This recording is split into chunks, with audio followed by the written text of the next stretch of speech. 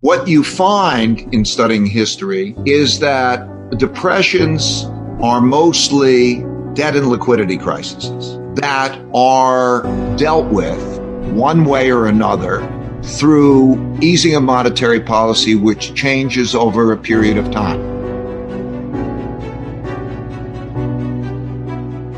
I described monetary policy 1, interest rates. Monetary policy 2, buy financial assets, print money and buy financial assets. Monetary policy 3, which we are in, is the printing of a lot of financial assets by the central bank and then buying government bonds to finance the deficit and getting money in the hands of those who wouldn't have had it through the normal financial system, essentially through that coordination. In all history, so when we go back to the 1800s and so on, there is that. And so the alleviation will happen in terms of that kind of ease.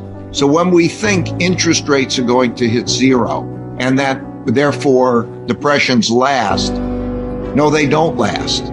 Because in one form or another, and we're seeing it here today, that they will be the printing of money. Now, the value of money may not last, or they can be depreciated. But in the end, they always will ease, and you will have then that kind of reflation movement and that kind of change. So the hitting of a zero interest rate is not a hitting of a floor on the capacity of central banks to ease. If you look at the history, you've seen it happen time and time again in the same way. And it lends itself to 3 types of assets responding. The it that's happened in March 5th, 1933.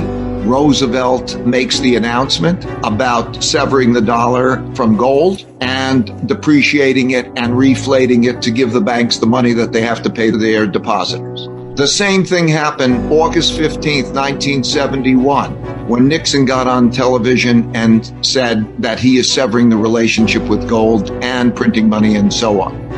The same thing happened in November 2012 with Mario Draghi making the same kind of moves. And the same thing happened on April 9th when we had the moves by the U.S. Federal Reserve and the U.S.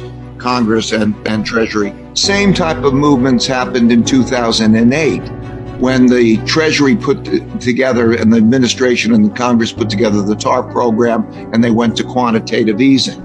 Those are the things that you always see happening, including times that I haven't mentioned. And when they happen, that is what happens at the equivalent of zero interest rates. Okay, it is that kind of movement and that form of easing. And that's what we're seeing.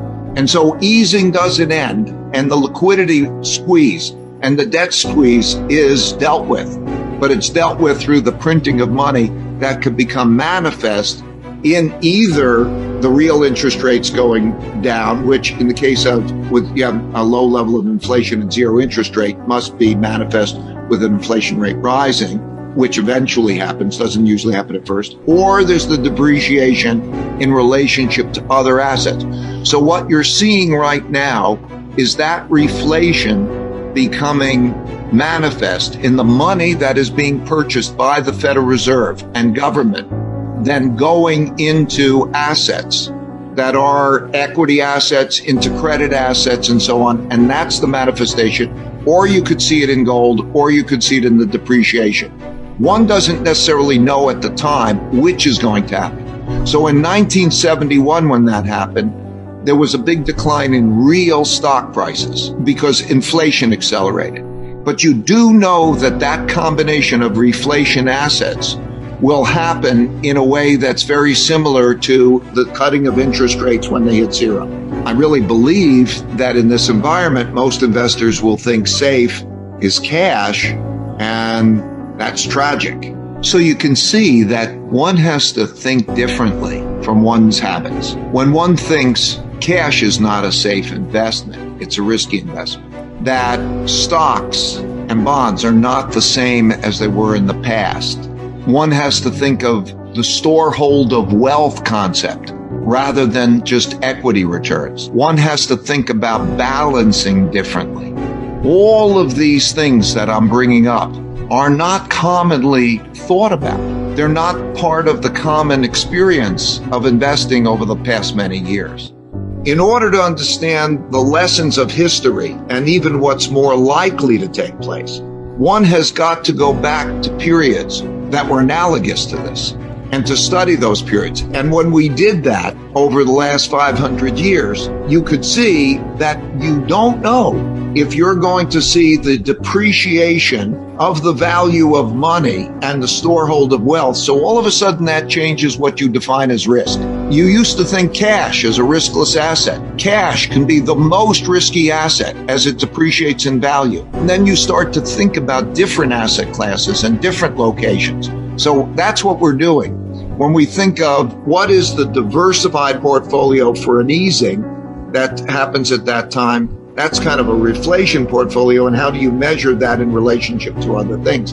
Because I think the one thing that we can be confident is that the Federal Reserve and other central banks are not going to let an implosion happen without printing a lot of money. We know where interest rates are. You know that if you take a 10-year bond, you know what your return is going to be on that 10-year bond. And if you then do calculations of what is the expected returns of other asset classes, that all asset classes, and that includes private equity, it includes venture capital and so on, have very low expected returns, meaning that if you were to just hold them over the next 10 years, they're all going to have not nearly enough return, and they're going to be low. So that's a fact of life.